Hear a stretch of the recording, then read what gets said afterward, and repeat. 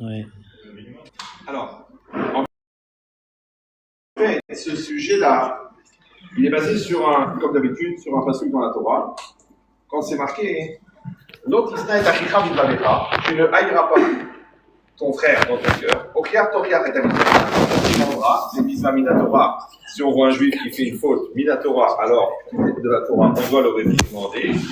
Mais l'autre issa la frère qui ne supportera pas la faute, c'est-à-dire que si la réprimande, elle entraîne que la personne a honte, donc c'est celui qui a réprimandé qui fait la faute. Après, l'otikov et l'otitor, tu ne te vengeras pas et tu ne garderas pas rancune, et bene amecha envers les enfants de ton peuple, ve'afta le'reacha kamocha, tu aimeras ton prochain comme toi-même, ani Hachem, je suis l'Éternel. Voilà. Donc, cette paracha, elle est très très courte, il y a 2 psukim, il y a énormément de choses, mais nous, on va se centrer que sur un point.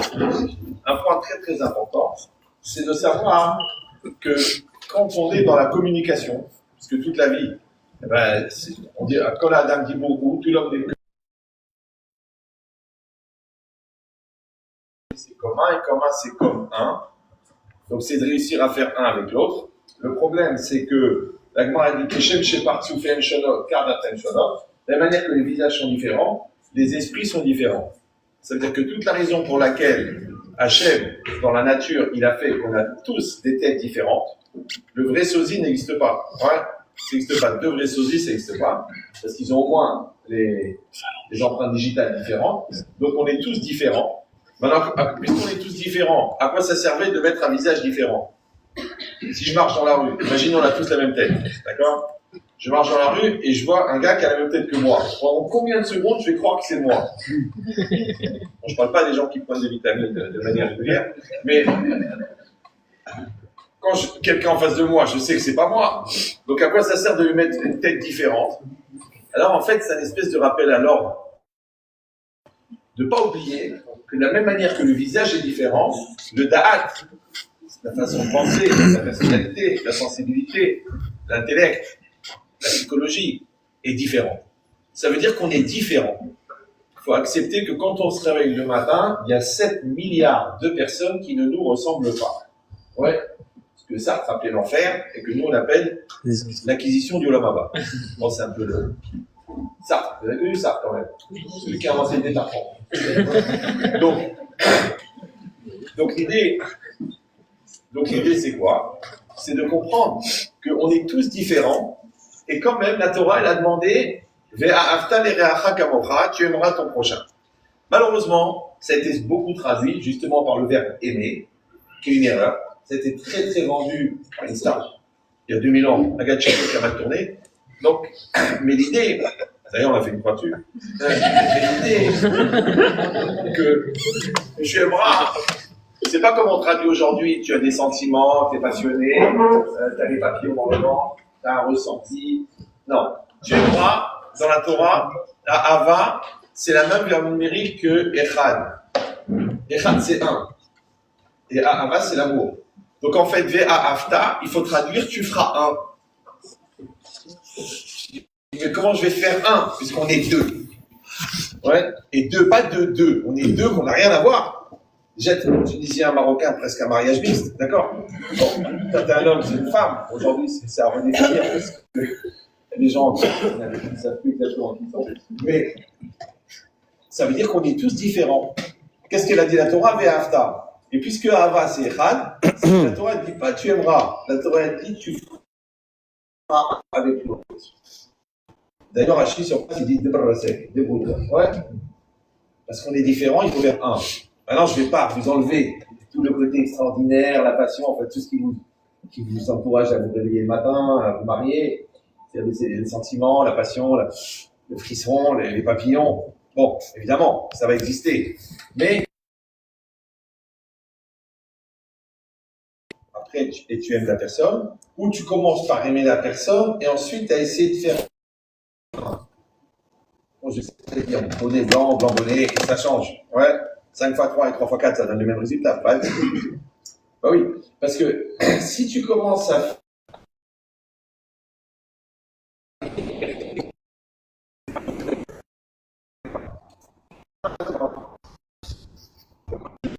En réalité, il faut écrire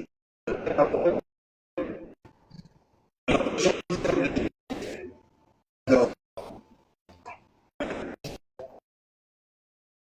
apprécier des gens qui ont les autres. Et puis en présence.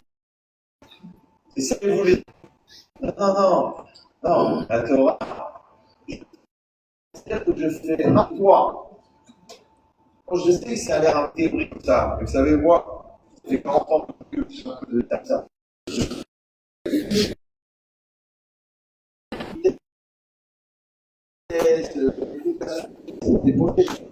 Ouais.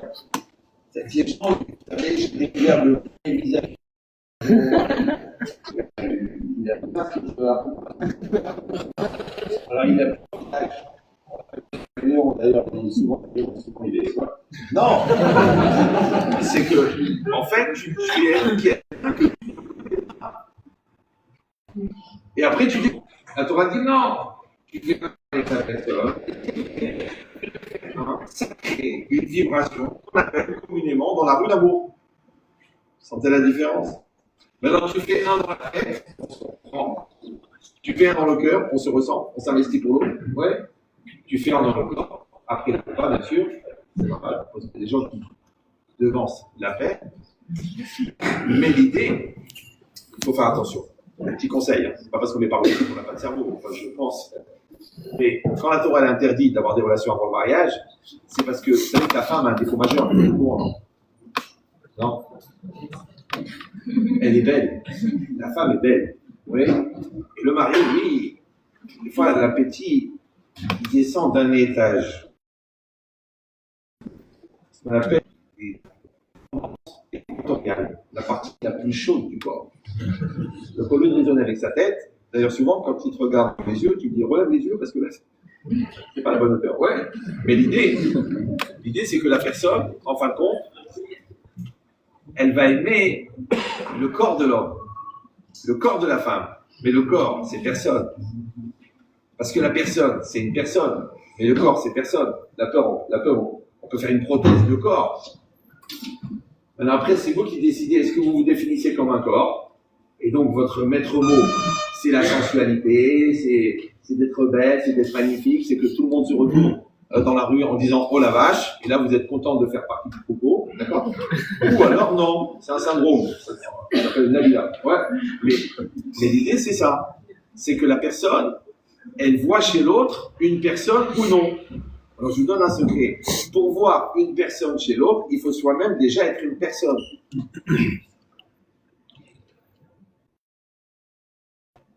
Vous savez, l'aiguille, elle est attirée par l'élément.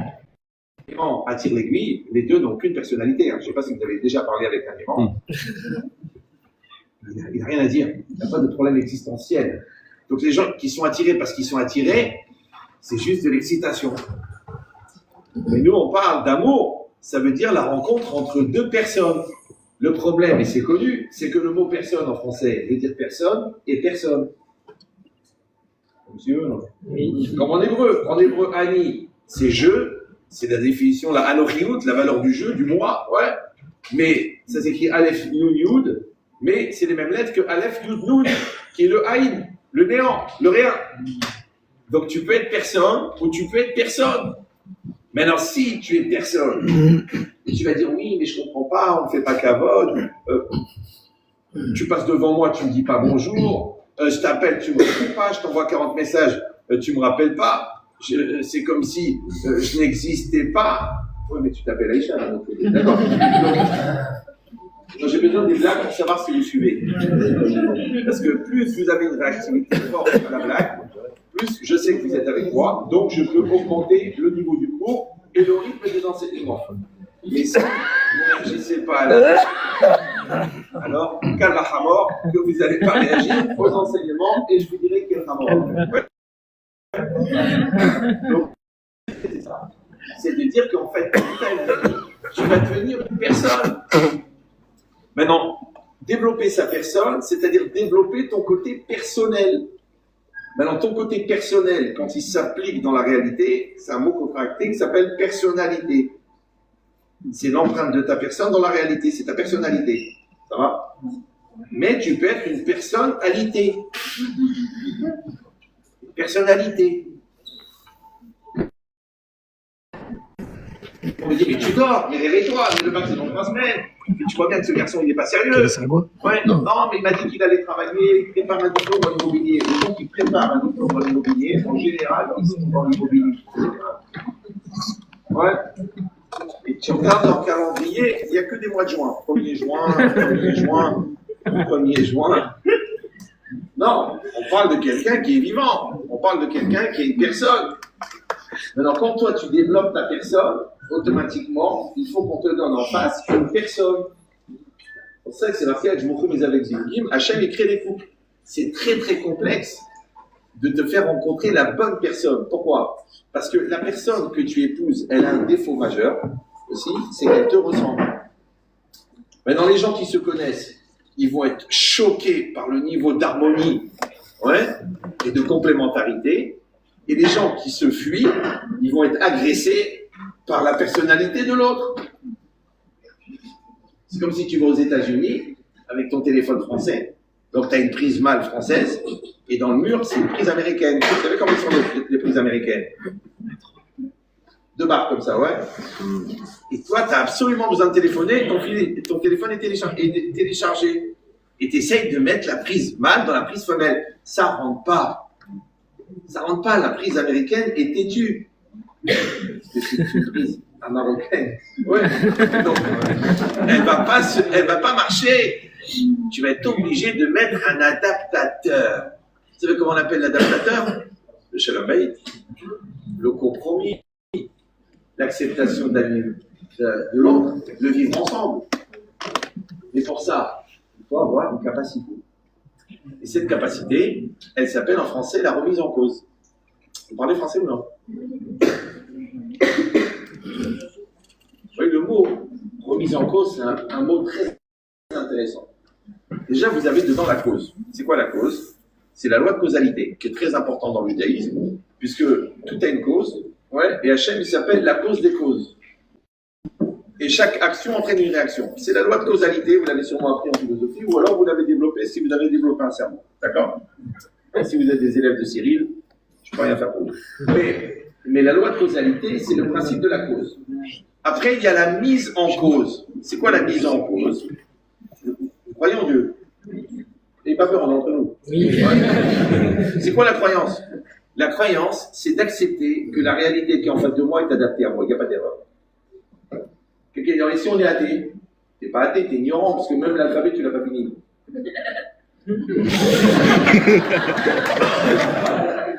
C'est préparé, on fait un duo tous les deux. Calmez-vous, les célibataires. Bon, ça veut dire, restez calme. Voilà, ça montre ta température. C'est la côte. La cause, que quand tu crois, que chaque réalité qui est en face de toi, elle est adaptée à toi. Si tu n'es pas croyant, c'est pas très grave, parce qu'on peut leur souhaiter la réfléchir les mains, mais c'est surtout parce qu'en physique quantique, on dit qu'une masse d'atomes peut se trouver à un certain endroit, que si elle en a française pour les gens qui sont blancs, c'est que on est là où on doit être. Maintenant, que ce soit à cause de la croyance ou que ce soit à cause de la croyance, dans les deux cas, il n'y a pas de hasard. Voilà. Même Einstein, dont on n'a jamais retrouvé les définis, qu'est-ce qu'il en avait? Non, parce qu'on est passionné, mais quelque part, il était d'une intelligence relative. Voilà.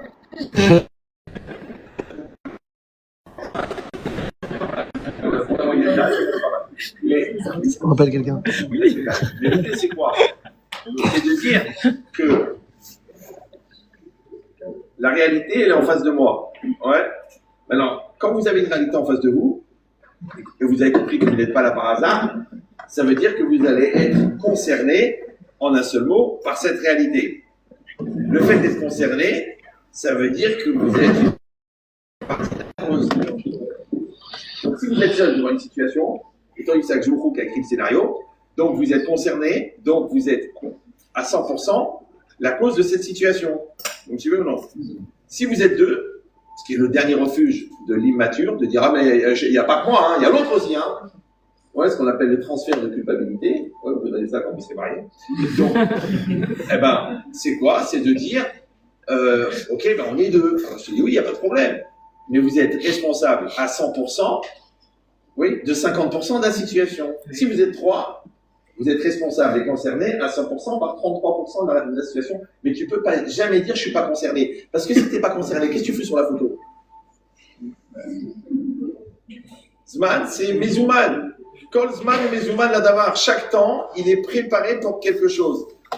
Donc, toutes les situations que tu vas vivre dans ta vie, elles sont préparées. Alors, je sais, vous avez une question là, posé la question à deux balles. Bon, alors, c'est du déterminisme. Mais non. Le déterminisme, c'est qu'est-ce que tu vas faire avec la situation. Mais que la situation, elle soit préprogrammée, c'est normal. Regardez quand vous allez dormir, par exemple, avec deux jambes. Le matin, quand vous vous réveillez, vous avez encore deux jambes. Oui, non? Oui. Non, je vérifie. Ouais. Tu sais, j'étais en classe de 5e. Alors, le professeur a commencé à faire la physique. Il a dit, les enfants, je vais vous apprendre cette règle extraordinaire. Rien ne se crée, rien ne se perd, tout se transforme. Alors moi, j'ai dit, est-ce que je peux poser une question? Il m'a dit, allez-y. Je dis, mais d'après vous, donc tout se transforme? Il m'a dit, oui. Je dis, mais c'est bizarre quand même. Ça veut dire que les choses, elles sont fixes, et après elles se transforment en autre chose, et elles se transforment, et elles sont fixes, et elles se transforment. Comment ça se fait que d'après vous, 15 milliards d'années, d'après nous, 6 000 ans, à chaque fois que ça s'est transformé, ça se transforme toujours de manière harmonieuse? Par exemple, vous prenez un pétard. Enfin, un pétard, ouais. Donc, vous prenez du papier, vous mettez de la poudre, vous le serrez très très fort avec une mèche à l'intérieur, avec du papier rouge, ça fait joli, ouais. Il est beau, il est harmonieux, il est sympathique. C'est un pétard magnifique, il n'a pas été utilisé. Quand vous l'allumez, il explose. Quand il explose, il n'a pas la même tronche. Il est éclaté. Un peu comme toi, après la donc, il est éclaté. Alors je lui ai dit, mais monsieur le professeur, puisque rien ne se perd, rien ne se crée, tout se transforme, comment ça se fait qu'on n'a jamais vu un arbre avec un aileron de requin? C'est vrai, non? Oui.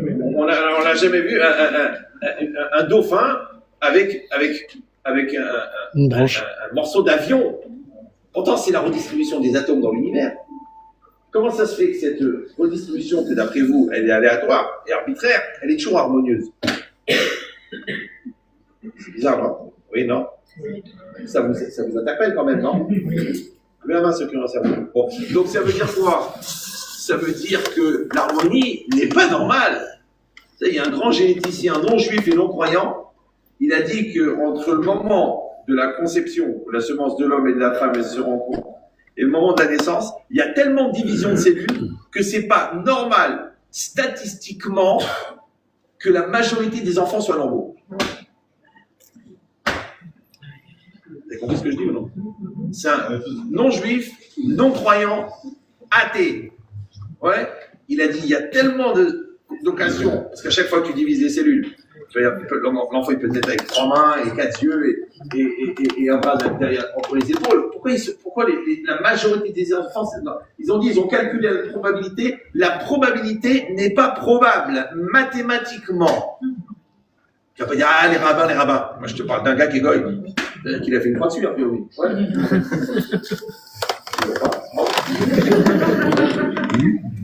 Non, je vous explique. Après, c'est un espèce de jeu. Parce que vous avez tellement peur de rater la prochaine blague. Donc, vous augmentez votre intensité de concentration.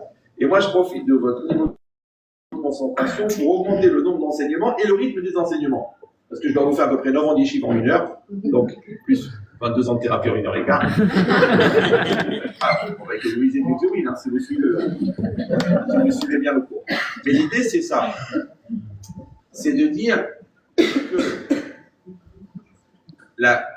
la mise en cause, si vous parlez français, c'est d'accepter d'être placé en cause. Comme tu conduis la voiture. Je dis, fais attention, c'est dangereux. Oh, commence pas à me stresser, hein, tu me stresses. C'est très bizarre. Pourquoi les gens n'aiment pas être mis en cause? Encore une fois, vous parlez français. Les gens, quand tu les mets en cause, j'aime pas que tu me mets en cause, c'est encore à cause de moi, c'est toujours à cause de moi, j'en ai marre que ça soit à cause de moi. Mais JG, ça veut dire jeune je Si c'est à cause de toi, donc tu es la cause, donc ça veut dire que c'est grâce à toi. Alors pourquoi les 3/4 des gens, ils ont rattaché une dimension anxiogène au fait d'être mis en cause. Ça va, vous êtes toujours là? Donc ça veut dire que c'est quoi la mise en cause? C'est d'accepter d'être la cause. En français, ça s'appelle la responsabilité. Je suis responsable, je suis la cause. J'assume, je suis la cause. Ouais. Maintenant, si je suis la cause et que j'ai fait bien, que la cavote, tout le mérite il est pour moi. Si je suis la cause et j'ai fait mal, tant pis pour moi, je suis un HBM et je vais subir des conséquences. C'est la vie. Chaque action entraîne une réaction. Ouais. Et dans conséquence, il y a séquence. Donc si c'est ça, donc c'est quoi la mise en cause? C'est le sentiment de responsabilité. Donc vous avez compris, remise en cause, la cause c'est la loi de causalité, la mise en cause c'est d'accepter, d'assumer la responsabilité. C'est quoi la remise en cause? Vous parlez français, donc a priori c'est des mots que vous utilisez tous les jours. Ouais. Donc c'est quoi la remise en cause? Ben, c'est, en vérité c'est comme dans l'Agmara, Adar ve'amar. Amar il a dit, Adar ve'amar il a redit. Il a copié, recopié. Donc en fait c'est quoi? C'est pour perpétuer le phénomène qui est écrit juste après le re. Donc si la mise en cause, c'est le sentiment de responsabilité, donc la remise en cause, c'est la perpétuité du sentiment de responsabilité. Ça va? Qui s'appelle en français la maturité. Parce que la maturité, c'est la perpétuité du sentiment de responsabilité. Donc la remise en cause, en fait, c'est un niveau de maturité. C'est pour ça que les gens immatures n'arrivent pas à se remettre en cause. Oula. Alors en termes de conférence, ça s'appelle un suppositoire, à supposer que vous avez compris le jeu. C'est intéressant. C'est que les gens qui n'arrivent pas à se remettre en cause, ils croient parce qu'ils sont déterminés, parce qu'intellectuellement ils n'adhèrent pas, parce qu'ils ne sont pas d'accord, parce que c'est pas la façon de penser, parce que ça les saoule, parce qu'ils n'ont pas envie de réfléchir, parce qu'ils n'ont pas les nerfs. Non, c'est juste parce que ce sont des immatures. Non, on va enlever trop de la bouche. Ouais. Ah, vous trouverez, hein, contribuable, concerné, convaincu, vous trouverez avec la parole. Mais c'est ça l'idée. Parce que c'est quoi un CON? Vous savez, moi, pourquoi j'ai commencé à réfléchir quand j'avais 14 ans? Pas parce que de la Torah, tout ça, à l'époque, je ne connaissais pas. Non, moi, ce que j'avais peur, c'est d'être un CON. Et de subir le CON. Parce que celui qui a un CON, automatiquement, il va être obligé de subir quelqu'un qui est un peu moins CON que lui.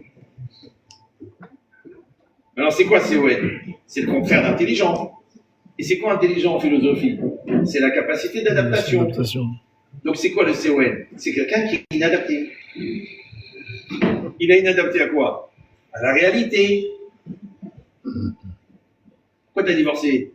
Eh ben écoute, on n'était pas d'accord et tout, mais là j'ai écouté un cours de Benchekrit, j'ai vu que j'ai fait une grosse bêtise. Qu'est-ce que j'ai pu être CON? Après que les enfants quittent la maison, tu commences à lire des livres de Françoise Dolto. J'élève mon enfant. Françoise Dolto. Mais son fils c'est Carlos, qu'est-ce que tu crois toi? Ouais. Donc ça veut dire quoi? Ça veut dire que t'es bon, mais après. Alors bon avant, c'est de la théorie. Bon après, c'est des remords. Il faut être bon au bon moment. En fait, il faut être bon à la bonne heure. Et bien, d'être bon à la bonne heure, ça s'appelle le bonheur. C'est ça le bonheur. C'est d'être à la bonne heure. Encore une fois, d'être intelligent après. Oui, parce que maintenant que tu es marié, tu dis, oh, elle est folle. Maintenant, quand elle est enceinte, tu dis, en fait, je ne l'aime pas vraiment. Maintenant que tu as découvert que sa mère est non juive, tu dis, mais comment on va faire? C'est pas grave, on va se concentrer sur le père. T'es vraiment focus, toi. Sauf qu'il a mal articulé le S. C'est pas grave. C'est ça. Ouais. L'idée, c'est qu'en fait, tu n'assumes pas ta réalité. Alors, encore une fois, si vous croyez en Dieu, la vie, c'est quoi? C'est une série de diapos. Toute la vie, tu vas rencontrer des situations, tu vas rencontrer des gens, tu vas rencontrer des cas dans lesquels il va falloir que tu assumes. Maintenant, quand tu as raison, Mazal Tov, je suis content pour toi. Quand tu n'as pas raison, il va falloir te remettre en cause. Et c'est dur la remise en cause. Parce qu'il y a beaucoup de gens qui confondent la détermination avec l'obstination.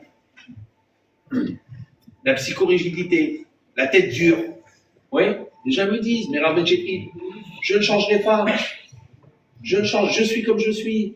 C'est pas la peine de dire à ma femme que je vais changer, je vais faire un programme, une thérapie ou là, un tipoul. Je vais changer, je ne changerai pas. Mon père n'a jamais changé. Ok, mais ta mère s'est pendue.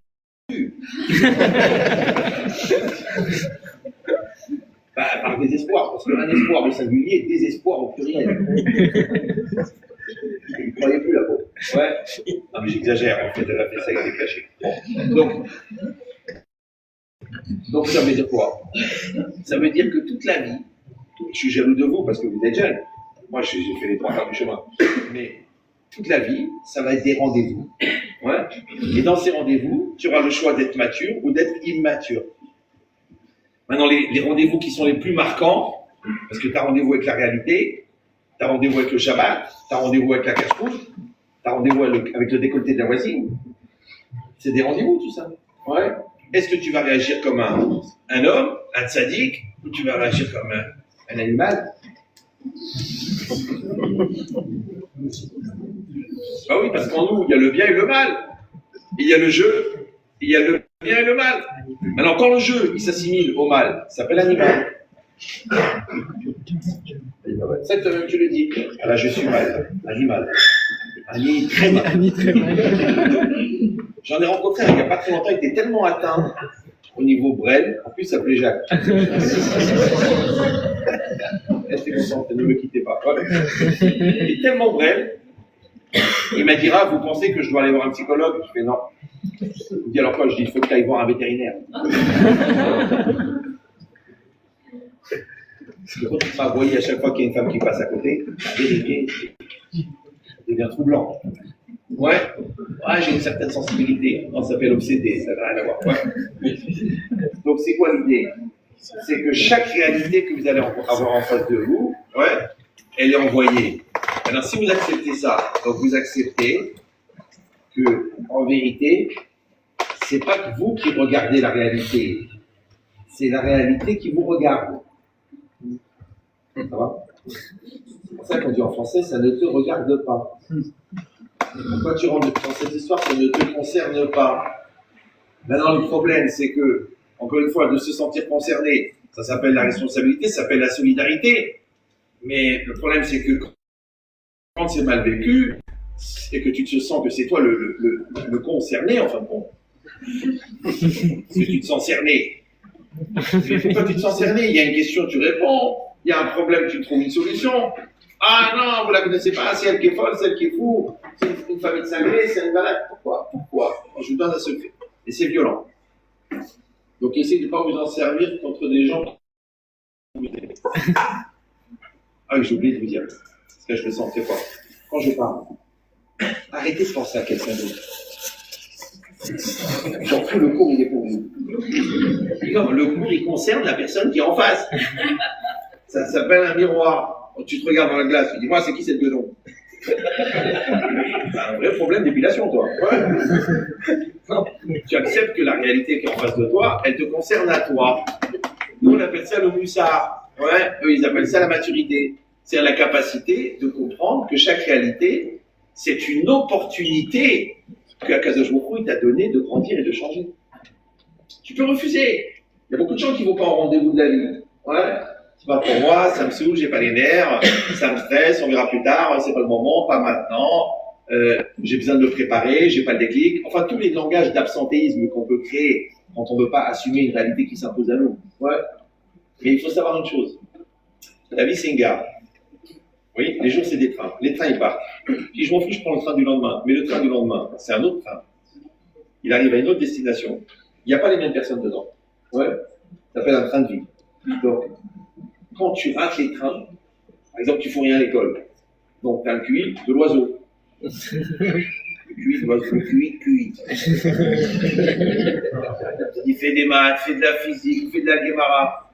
Moi, j'avais très très peur d'être bref. Je vous ai dit, je faisais des, comme j'étais très très bon en français et en philo, donc je faisais des centaines d'exercices de maths et de physique.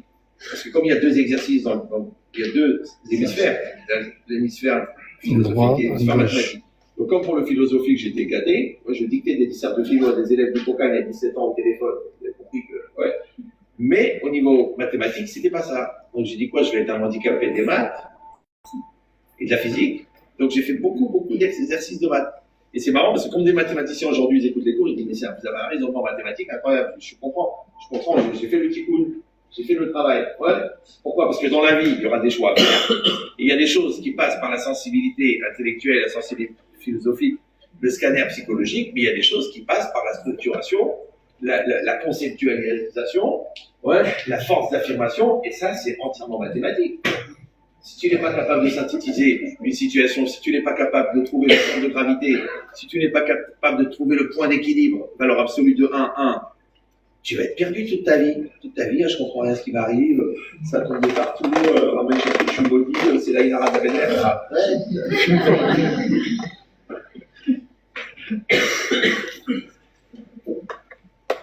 Maintenant après, quand j'ai commencé à étudier et que j'ai vu qu'un enfant de 8 ans, il apprenait dans Pirkei Avot, ce qui m'avait pris 10 ans à établir au niveau philosophique, ça m'a énervé. Je me rappelle, j'étais en classe de seconde, il y avait un petit jeune, moi je ne savais pas étudier. Il faisait Pirkei Avot. Tu sais qu'est-ce que tu dis là? Il m'a dit Im en adili mili. Veim lo arshav ematai. Qu'est-ce que ça veut dire? Il m'a dit ben, si je ne suis pas pour moi, qui est pour moi?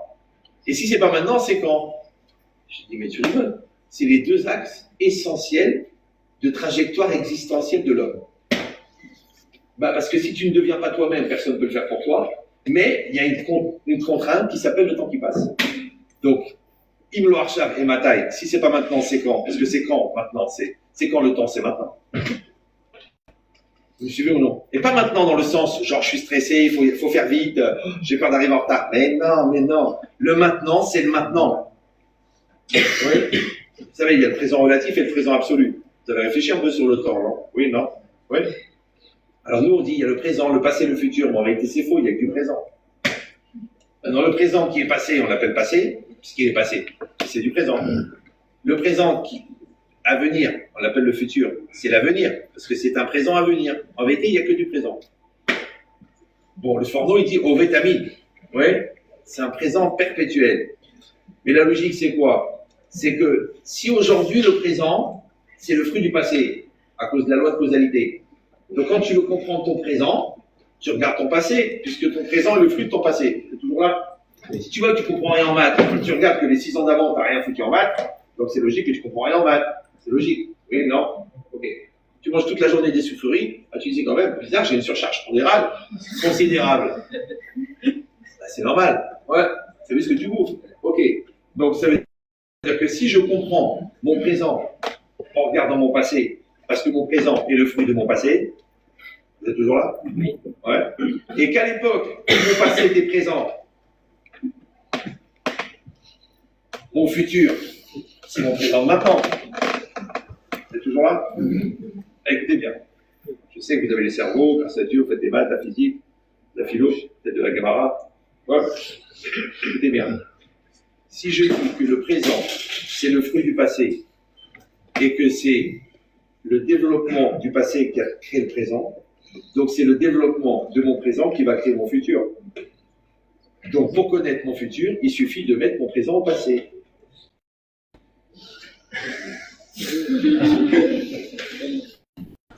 Rien du tout ça. Ça c'est des abus de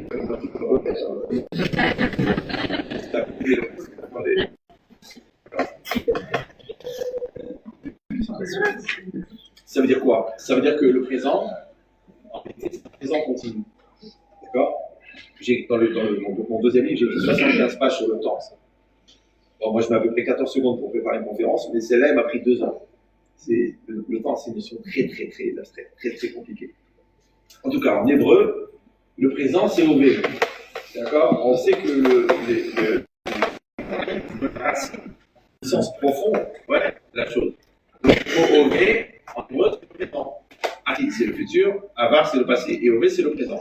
Mais bizarrement, OV, ça s'écrit E, Vav, E, et c'est aussi la racine du verbe être, liot. Oui, non? J'ai essayé de comprendre.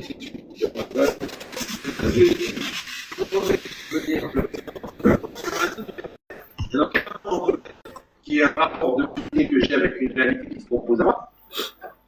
Et le présent, qu'il y a une espèce de champ magnétique dans lequel je m'inscris au fur et à mesure que je vis. Rien à voir. Il y a le secret. Vous n'allez pas comprendre, c'est pas grave.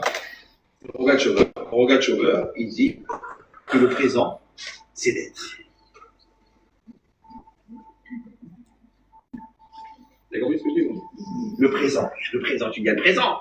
Là, par exemple, là, on est dans un certain présent. Oui, non? Oui. Ok. Maintenant, pourquoi vous vivez ce présent? Parce que vous êtes. Mais si vous étiez en train de dormir, vous ne seriez pas au présent. Si vous aviez la tête ailleurs, un peu comme Louis XVI, vous ne seriez pas présent. Si vous n'aimiez pas le ski, vous n'aimez pas les rabbins, donc vous ne seriez pas présent. Si vous aviez en train de penser à votre copine qui vous a pas rappelé depuis Natania il y a 2 ans, bon, vous ne seriez pas présent. Si quand vous êtes à l'école, vous pensez aux vacances, quand vous êtes en vacances, vous pensez à l'école, quand vous êtes en France, vous rêvez d'Israël, quand vous êtes en Israël, vous regrettez la France, donc vous n'êtes pas présent. À chaque fois que tu n'es pas présent, tu es absent. Et les absents, donc c'est quoi présent? C'est un rapport, écoutez bien, d'être présent, c'est un rapport d'harmonie et d'homogénéité et de complémentarité avec une réalité qui se propose à toi. Alors si tu as la Luna, qu'il n'y a pas d'erreur, ouais, et qu'elle n'est pas là par hasard, donc tu as compris que ça, ce présent-là, c'est une opportunité. C'est bon. Par exemple, tu es nerveux. Il y a des gens nerveux. Je ne l'ai jamais dit parce que tu es nerveux chez toi. Je ne suis pas quelqu'un de nerveux. Et quand on m'énerve, je m'énerve. Heureusement que j'ai fait des études de zoologie. Voilà, il y a des niveaux, je n'arrive pas à descendre. Il y a des gens qui sont très proches de la Terre, ça s'appelle la Ramarès, d'accord? Mais il m'a dit, moi, quand on m'énerve, je m'énerve. Alors je lui ai dit, écoute, je suis déjà content de savoir que tu t'énerves pas quand on t'énerve pas. Oh, c'est à ce moment-là, je vais te cacher. Véritablement, c'est ça. Quand on t'énerve, il m'a dit, oui, je m'énerve quand on m'énerve. Et attention, parce que je m'énerve. Moi, j'ai pas compris pourquoi il s'énerve. C'est pour moi. Moi, a priori, je l'ai pas énervé. Alors je lui ai dit, viens, on pousse la réflexion. JH2, jeune Khmar au carré. Toi, tu me dis que tu t'énerves quand on t'énerve. Mais en vérité, l'opportunité de s'énerver, c'est aussi l'opportunité de maîtriser son énervement. Alors, qu'est-ce que tu fais, toi? Toi, tu utilises les circonstances pour légitimer ton erreur. Le mec, il a volé. Il voit une religieuse, par exemple. Ils adorent les religieuses. Les gâteaux. Ils réagissent comme des éclairs. C'est normal, mais la crème de mais la crème a peu coulé. Bon. Donc, le gars, il voit une religieuse. Un gâteau. Mais il n'est pas caché. Et il a faim. Bon. Et puis, en vérité, il a la grâce. Il ne connaît personne. Quand j'ai faim, et une religieuse, bah, ça doit être les rabanane, ça veut dire qu'il n'y a pas d'intérieur. Ouais. Il dit, je vais acheter la religieuse, je vais la manger. Il paye, il prend la religieuse. Au moment où il fait la... Il n'a pas fait la manger. Au moment où il va la manger, paf, Rav Merki. Oh Rav Merki, attention, hein. Dans sa formation, il est capable de couper court à la discussion. C'est un mot, c'est normal. C'est beau, si vous savez la coupe. Mais l'idée, c'est ça. C'est d'accepter qu'il n'y a pas d'erreur. Oui. Et cette réalité, elle est en face de toi et elle te fait une proposition. Donc le gars qui t'énerve, en vérité, il te propose de travailler ta patience. Le gars qui te pose une question, en vérité, il te propose de travailler ta pédagogie. Le gars qui te tend la main, il te propose de renoncer à être le maître fondateur du site internet barredefer.fr et radin.com. Évidemment, une barre. Ouais. Donc tu vas lui donner et tu vas casser chez toi. Maintenant, si tu réfléchis bien, on vient dans ce monde avec un certain travail à faire. Oui. Tous les rendez-vous qu'on aura dans la vie, en fait, c'est des partenariats. Maintenant, la chorma d'Akadosh Baruch Hu, c'est qu'il fait se rencontrer des gens qui ont besoin de l'un de l'autre. Parce que le pauvre, il a besoin du riche. Mais le riche, il a besoin du pauvre. Comment il va légitimer son argent?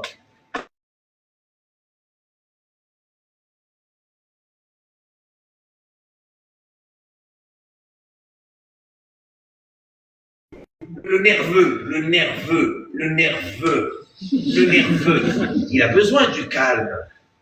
Ça le calme. Moi, je suis très calme. Les gens, ils viennent me voir, très bien, écoutez, ça m'a fait du bien de vous parler. Je ne peux pas dire la même chose. Il y a des gens qui sont clairement.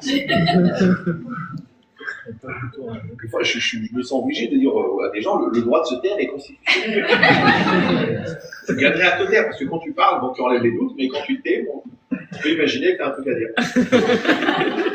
Donc l'idée, c'est ça. C'est d'accepter que la réalité. Maintenant, si vous réfléchissez bien, encore une fois, j'ai une réalité de moi qui s'appelle Shabbat. Je fais Shabbat, je fais pas Shabbat. C'est moi la réalité, c'est moi le bon Dieu. J'ai une réalité, hop, le gâteau, cachère ou pas cachère. Bon, bon. Mais quand cette réalité, elle est réalisée à travers une personne, le niveau de remise en cause est beaucoup plus fort. Un exemple. Tu marches dans la rue, tranquille, détendu, bon, beau gosse. Tu glisses sur une banane et tu te tapes le derrière. Sur une échelle de Leicester, de 0 à 9, tu fais une douleur de 6. Il y a un bleu, le bleu, et si je me fais le même de l'autre côté, ça fera un ensemble, ouais, et ça fait mal. Et tu boites, ça fait très mal. Bon. Si un jour, dans ta vie, tu rencontres un gars, et ce gars, il est méchant, il est vicieux, ouais, il te met un coup de pied dans le derrière, et ça te fait un bleu. La même taille que ce bleu-là, ouais, qu'est-ce que tu vas faire? Tu vas lui en vouloir, dire qu'il crève, qu'il meurt, lui, sa race et sa famille. Pourquoi? Parce que quand quelqu'un t'a frappé, tu dis autant pour lui. Mais si tu marches et tu te tapes le derrière tout seul, on dit, qui tu vas en vouloir? T'as déjà vu le mec qui vient la nuit avec un marteau et qui fonce par terre? Je me crève ce soir. Non, c'est bizarre. Quand t'es seul, tu dis autant pour moi. Ouais, j'aurais dû faire attention. Et quand t'es deux, tu dis autant pour lui. Pourquoi? Parce qu'en fait, si tu peux avoir une opportunité de pouvoir transférer la responsabilité, la culpabilité sur quelqu'un d'autre, tu ne vas pas rater une occasion pareille de rester brêle. Oui, parce que c'est comme ça qu'on grandit. Comment on grandit? Comment t'es passé en classe de première? Pendant la classe de seconde. Comment ton couple il est construit? Parce que pendant 10 ans, vous avez travaillé. Pourquoi les enfants, ils ont éduqué? Parce que pendant 20 ans, vous avez éduqué l'enfant. Donc ça veut dire que toute la vie, en vérité, c'est quoi? C'est une relation avec une réalité que tu assumes ou non.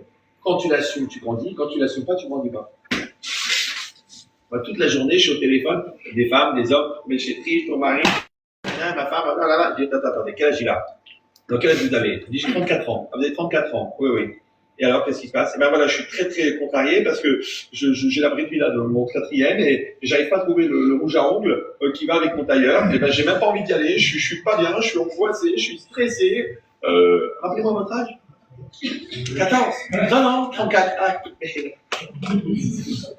Alors vous parlez de l'âge physique ou de l'âge mental?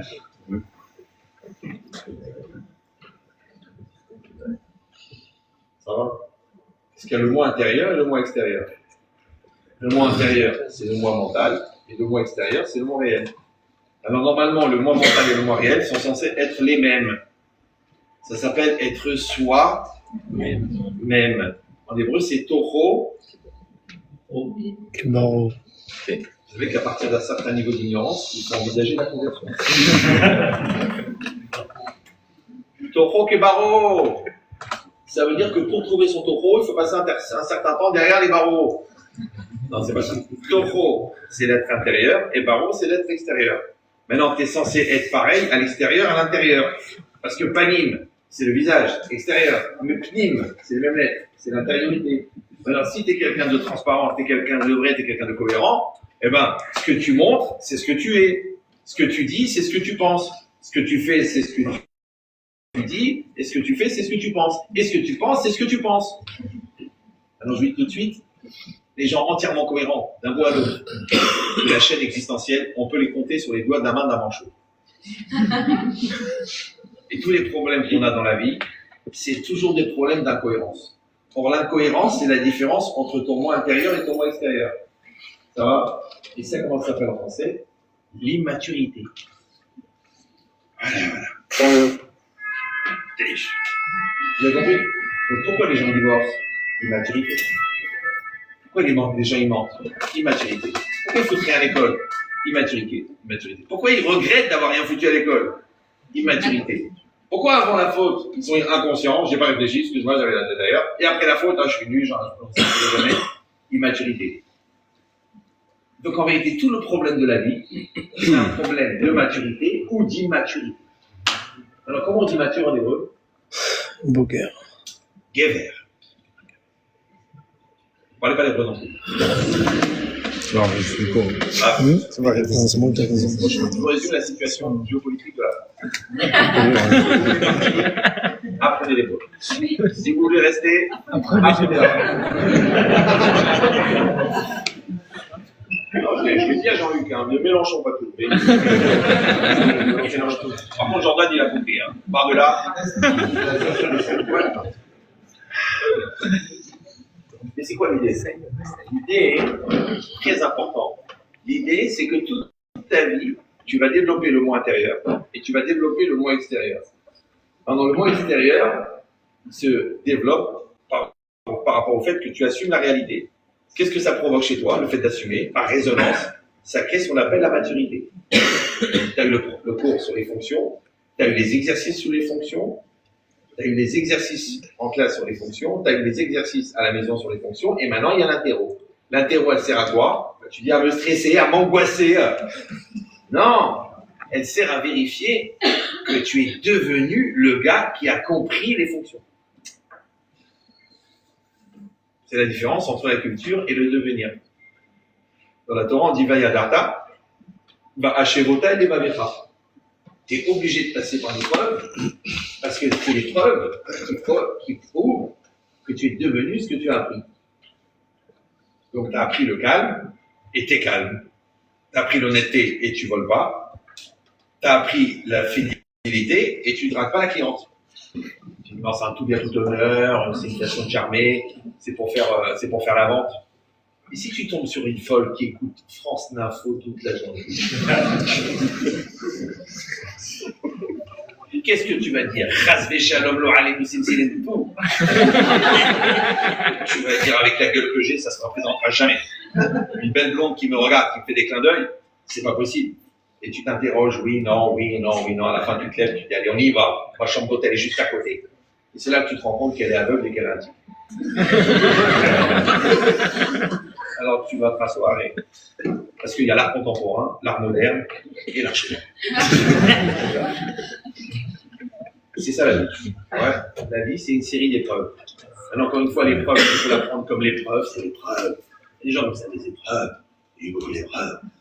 Ils vont partir le matin, ouais, avec leur Magen David, ça s'appelle le chemin de la Magen David. Ça a été repris aussi d'une pop star de l'époque, ouais. Mais c'est ça l'épreuve. Non, l'épreuve, c'est LES preuve. L'épreuve de la vie, c'est la preuve que tu es en vie, parce que tu assumes tes épreuves. Alors que l'autre, il n'assume pas. Tu sais pourquoi il n'assume pas? Parce qu'il fait le mort. Comme il fait le mort, il est mort. Il y a des gens comme ça, tu te dis, bon, viens, je vais t'aider, tu vas reprendre les études. Laisse tomber, c'est mort. Bon, écoute, voilà, je te prête 10 000 euros, tu relances le business. Non, laisse tomber, c'est mort. Bon, écoute, ta femme, elle est là. Viens, on va lui parler, on va arranger Shalom Bayit. Non, laisse tomber, c'est mort. Ton fils, il est là, il est revenu pour une semaine, là, d'Israël, de Gaza. Va dans la chambre, prends-le dans tes bras, dis-lui que tu l'aimes. Ah non, c'est pas moi de faire le premier pas, et tout ça, laisse tomber, c'est mort. Pourquoi le mec, il parle que de la mort? Je veux dire pourquoi? Parce qu'il écoute son Yetzirah. Et le Yetzirah, il se trouve, elle dit la Gemara dans Vatra Tetzaïn, que c'est aussi l'ange de la mort. Je ne sais pas si vous comprenez. Le mec, il est formaté. Yetzirah. Alors, c'est quoi le Yetzirah? Les gens y croient à Belzébuth, ou la Lucifer. Non, ça, c'est une version. Ouais. Non. Yetzirah, tu sais comment il appelait Freud, comment il appelait Yetzirah? Sûrement. Vous ne savez pas? Freud. Je ne peux pas faire le rôle et le collège. Sûrement. Il y a un moment, c'est ça. Quoi, il y a des choses, ça, c'est pas possible. Ouais. Freud, le Yetzirah, il appelait la zone d'ombre. Comme dans cette pièce, voilà, il y a de la lumière. Imagine, il y a un angle qui est noir. Et de là-bas, il sort des trucs bizarres que tu n'arrives pas à expliquer. Je ne sais pas. Pourtant, c'est moi, hein. C'est dans moi, mais il y a un truc là-bas qui est moi et qui n'est pas moi, qui est plus fort que moi. Et j'arrive pas à l'expliquer. C'est l'Yetzirara. Donc nous, en vérité, on l'appelle l'Yetzirara, mais eux, ils l'appellent la zone d'ombre, ils l'appellent la névrose, ils l'appellent la bipolarité, ils l'appellent la schizophrénie. Mais c'est ça l'Yetzirara. C'est qu'en vérité, tous les problèmes psychiatriques, à part ceux qui sont d'origine hormonale, c'est-à-dire que c'est né avec un dérèglement au niveau génétique, tous les problèmes psychiatriques ne sont que le dérèglement de la dégénérescence de la présence du Yetzirara en toi. Vous avez dit, c'est un peu raccourci. Tu peux rallonger, ça prend 4 ans, ça s'appelle des études de psychologie. Moi j'ai soigné des psychiatres, mais j'ai pas fait d'études de psychologie, grâce à Dieu. On a Rav Dessler, le Ramchal, on n'a pas besoin de dormir avec sa soeur pour apprendre à aimer sa mère.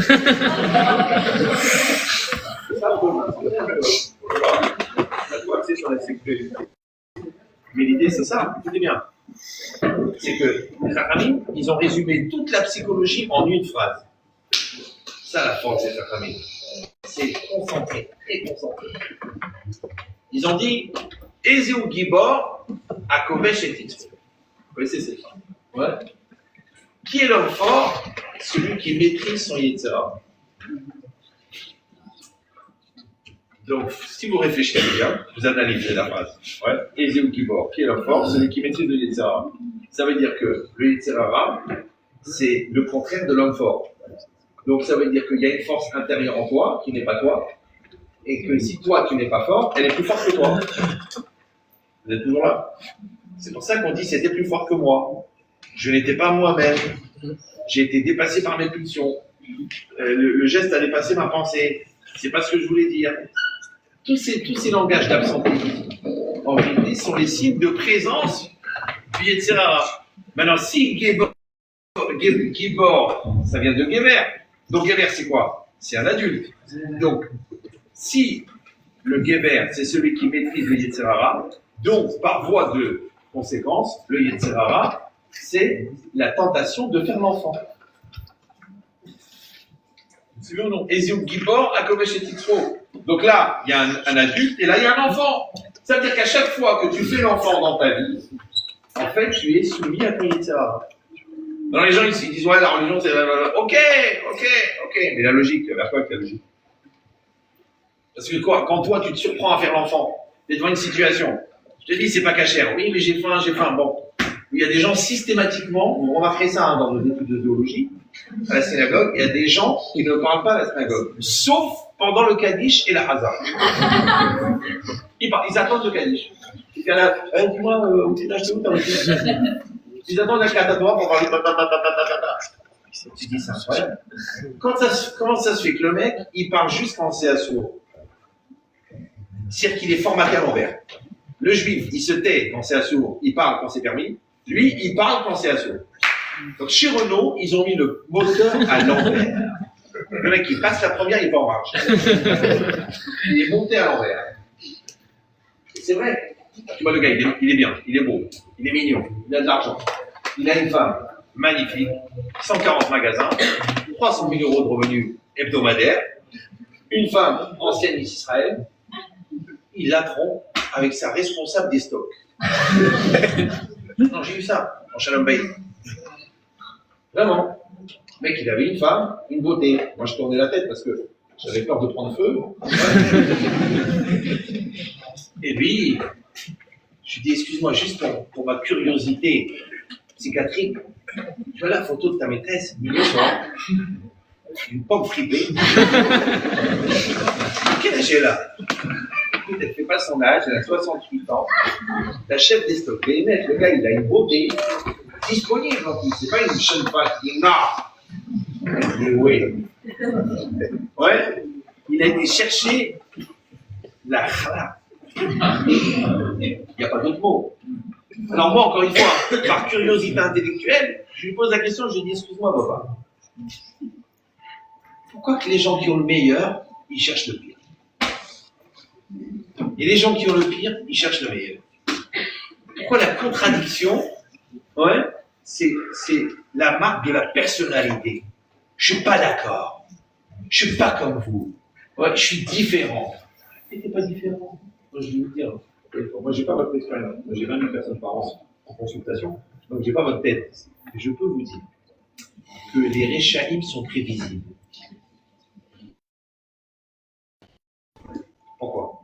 Parce qu'on est tous différents, mais on a tous le même Yetzirah. Donc celui qui n'a pas développé sa différence, il est comme tout le monde. Et tout le monde, c'est personne. C'est pour ça qu'il faut faire attention les jeunes. Ouais. Ne pas essayer d'être comme tout le monde. La même coupe de cheveux, la même jupe, le même pull, le même jean, la même déballe, la même blague, la même bouffe, la même musique. Et voilà. Marque ta différence. C'est pour ça que l'étude de la Torah est extraordinaire. Parce que si tu étudies Platon, tes forces, tu peux arriver à penser comme Platon. Si tu étudies Freud, tu peux arriver à penser comme Freud. Mais si tu étudies la Torah, tu ne peux pas devenir l'auteur. Il y en a qui ont essayé. Ils ont eu des problèmes. Tu veux ou non? C'est comme le gars, il est menotté à la locomotive, c'est-à-dire sa femme et ses enfants. Il est menotté à sa maîtresse. Et le train démarre. Je dis, mais celle-là, tu la connais depuis 3 semaines, laisse tomber. Oui, mais j'ai des sentiments. Ouais, mais l'autre, c'est la mère de tes enfants. Oui, mais justement, il y a une routine qui s'est installée. Le mec, il est comme ça. Donc, ça fait 2000 ans qu'il goûte. Il était sûr qu'il était Dieu. On lui a dit que c'était faux. Il paraît que ça l'a tout.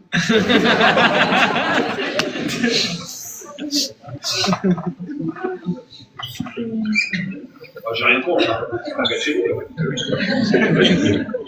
Je sais pas les autres qui sont inscrits dans l'histoire. Mais... Et l'idée, c'est ça. C'est de comprendre que toute la vie, tu auras toujours le choix de te conduire comme un adulte ou de te conduire comme un enfant. Ouais. Maintenant, qu'est-ce qui fait l'adulte? Il assume. Qu'est-ce qui fait l'enfant? Il se laisse aller. C'est marqué dans la Torah. Bechukotai, Kelechu. Dans mes lois, vous irez. C'est quoi aller? C'est un verbe. Actif. Ouais. Donc dans aller, il y a une dynamique, il y a un geste dynamique, il y a une conscience, parce que tu ne peux pas marcher avec les yeux fermés en dormant. Et il y a une volonté. C'est ça la définition d'un acte. Si vous étudiez bien Shabbat, ouais, un acte, c'est un geste, une conscience et une volonté. Le geste, c'est ce que tu fais, d'accord? La conscience, c'est mitkaven et non mitkaven. Et la volonté, c'est melachat sechal ekoufa. Pour ceux qui ont étudié, ils vont comprendre. Bon. En tout cas, c'est les trois. À chaque fois qu'il manque un des trois, il n'y a pas d'acte. C'est pas embarrassé. Ouais. Donc maintenant, quand la Torah est venue, elle a dit Bechukotai Kelechu. Dans mes lois, vous irez. C'est-à-dire qu'un homme, ouais, il est dans une dynamique perpétuelle d'aller en conscience et en volonté. Ça va? Super. C'est quoi le contraire d'aller? Stagner, rester, reculer. Non, écoutez bien. Le contraire d'aller, c'est laisser aller.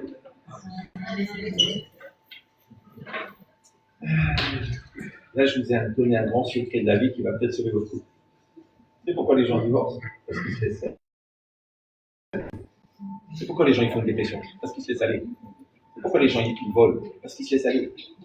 Les gens ils grossissent? Parce qu'ils se laissent aller. Les gens ils ont des problèmes de dos? Parce qu'ils font pas de sport, ils se laissent aller. Ça s'appelle la sédentarité. Donc en réalité, tout le problème de la vie, c'est de laisser aller. Maintenant, comment tu fais pour te laisser aller? C'est très simple. Si toi tu es dans une rivière et tu nages pour remonter le courant, ça s'appelle que tu es en train d'aller. Mais si tu es assis sur un tronc d'arbre et que le tronc d'arbre descend la rivière et tu as l'illusion d'optique d'aller parce que tu vois le paysage qui défile. Donc, en fait, tu crois que tu es en train d'aller alors qu'en fait, tu es dans laisser aller. Et bien, le temps passe, les enfants grandissent, les parents vieillissent, les femmes grossissent. C'est des phénomènes. D'accord? C'est là. Je vais rajouter lui. Mais l'idée, c'est quoi? C'est est-ce que tu vas te laisser porter avec le temps, dans tout ça? Est-ce que tu vas te laisser porter ou est-ce que tu vas être en action? Est-ce que tu vas être dynamique? Est-ce que tu vas être acteur de ta vie ou est-ce que tu vas être spectateur? Est-ce que tu vas agir ou tu ne vas pas agir? Alors je vous dis, le rapport à la réalité, qu'on appelle être en français, ouais, il doit être dynamique. Maintenant, il est encore plus dynamique quand c'est quelqu'un d'autre avec qui tu dois co-être. Ça s'appelle coexister. Parce qu'encore une fois, le pouvoir de remise en cause de la pente qui t'oblige à marcher, de la pluie qui t'oblige à te couvrir, et de l'autre qui t'énerve, l'autre c'est le plus fort. Ça va? Quand on vient, on te dit, tu sais quoi? Tu dois être en communion avec l'autre. Tu dois être en fusion avec l'autre. Tu dois être en connexion avec l'autre. Mais comment je vais faire pour être en connexion puisque l'autre, il est différent. Et l'autre, il m'énerve. Et l'autre, il est fatigant. Mais réfléchis. La personne qui est en face de toi, si tu prends Dieu encore une fois, elle est complémentaire de toi à cet instant-là. Ça veut dire que toi, tu es incomplet. Ouais. C'est ça, Asher bara Elohim la'asot. Qu'Hachem, il a créé ce monde pour le faire. Il dit la'asot quoi? La'asot et ta'olam. Donc toi, tu es incomplet. Tu rentres dans une situation que toi, tu dois compléter. Ça s'appelle en français être l'homme de la situation. Et bizarrement, quand tu complètes la situation, en même temps, la situation, elle te complète à toi. Donc, tu es un élève de terminale. Il y a l'examen final de l'année. Et toi, tu sais pas si t'es bon ou t'es pas bon. Tu sais pas si tu as atteint le niveau ou non. Et tu passes l'examen. Ça te fait mal au ventre. Ça demande de la concentration. Ça demande le niveau de maturité de l'acquisition de tout ce que tu as appris pendant toute l'année. Et tu réussis l'examen. Ça va? Donc, je donne toujours le même exemple. Je m'excuse pour les roues blancs. C'est un cours de gym. Et donc, le prof, il a mis la barre à 1m20. Il y a toute la classe. Allez, on y va, on saute. Allez, prof de gym. Du coup, il saute, hop, il saute. Il arrive, Haïm, il ne veut pas sauter. Il dit non, je ne saute pas. Je ne saute pas. Écoute, Haïm, tu ne vas pas bloquer toute la classe, tu sautes. Il dit, écoutez, monsieur, on va commencer à discuter. Je vous résume l'histoire. J'ai jamais sauté plus que 80 cm. Vous avez mis la barre à 1m20. Donc, 40 cm de plus, impossible que je le fasse. Donc, c'est pas la peine que je saute. En plus, c'est une forme de malhonnêteté. Parce qu'en fait, vous dites qu'il faut sauter 1m20, mais c'est faux. Parce que si je saute 1m20, je fais tomber la barre. Donc, il faut que je saute 1m25. Donc, vous me demandez de sauter 45 cm de plus que ce que j'ai réussi à faire au maximum dans ma vie. C'est impossible. Bon, le prof, il est fatigué. Bon, comme il a fait quand même de la pédagogie, il sort un Magnum 357, 1,2 kg. Hein. C'est une marque, ça comme ça. Ouais. Il lui met dans la bouche. Il dit, écoute-moi bien, frère. Où tu sautes. Où tu sautes. Où tu sautes. Tu vas faire chez Apple, mais tu ne feras pas bourrer les poches. Tu vas avaler. Mais on verra clair en toi. Ouais. Bon, le gosse, il est convaincu. En un seul mot. Il prend son moment, il court, il saute. Question à 2 millions d'euros. Est-ce qu'il n'était pas capable de sauter, mais il est devenu capable en sautant? Ou est-ce qu'il était capable de sauter, mais il ne le savait pas, et en sautant, il a dévoilé qu'il en était capable? Deuxième. Premier. Alors on démarre à 500. Deuxième. Non, qu'il a dévoilé. Il était capable, il a dévoilé. Ouais. Ou alors non. En vérité, il n'était pas capable. Mais en assumant, il est devenu capable. En vérité, les deux sont faits. C'est-à-dire que l'expérience, ouais, elle est le fruit de l'existence. C'est parce que tu as existé, extériorisé, être, parce que tu as existé, ouais, que la résonance de l'existence, c'est la matière. Donc l'expérience provient de l'existence. C'est pour ça que celui qui n'assume pas, celui qui transfère la responsabilité, celui qui dit c'est à cause des autres, celui qui dit j'y arriverai jamais, celui qui dit c'est trop dur, celui qui dit j'ai mal au ventre, ouais, celui qui n'a pas appris l'espagnol, donc il n'a pas les cojones